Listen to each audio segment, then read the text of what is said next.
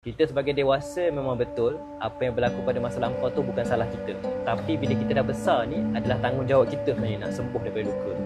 Aiman, betul ke childhood trauma ataupun luka emosi waktu kecil ni salah mak ayah kita? Ni famous tau. Orang selalu sebut kalau aku jadi macam ni, aku besar jadi macam ni sebabnya aku ada sejarah macam ni waktu zaman kanak-kanak dulu. In a way betul, tapi kita tak boleh jadikan itu sebagai 100%. Sebab bila kita membesar, peratusan yang paling banyak menyumbang kepada pembentukan emosi kita adalah daripada suasana mak ayah. Ataupun penjaga yang kita membesarkan kita. Suasana di rumah lah. Suasana di rumah, betul. Itu memang tak nafikan. Tapi semakin kita membesar, kita ada elemen lain seperti kawan, kalau dah bekerja, tempat kerja, dengan rakan sekerja, cikgu, orang luar. Benda ni pun memainkan peranan. Tapi sebab peratusan yang paling banyak tu adalah daripada dekat rumah. Sebab bila kita membesar kan, otak baru nak berkembang waktu kecil tu. Kan kalau ikut kajian kan umur hingga 25 tu baru betul-betul berkembang sepenuhnya kan.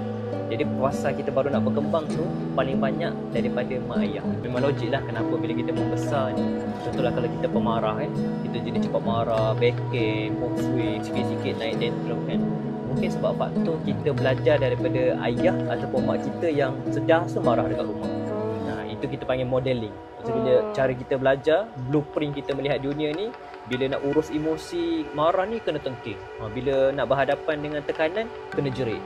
So bila kita belajar benda tu, sekaligus secara indirect bila kita membesar pun, kita jadi orang macam tu juga. In a way, monkey see, monkey do masa kecil. Betul. Tapi as we grow up, sebenarnya ada faktor-faktor lain yang membentuk identiti diri kita, karakteristik kita. Betul.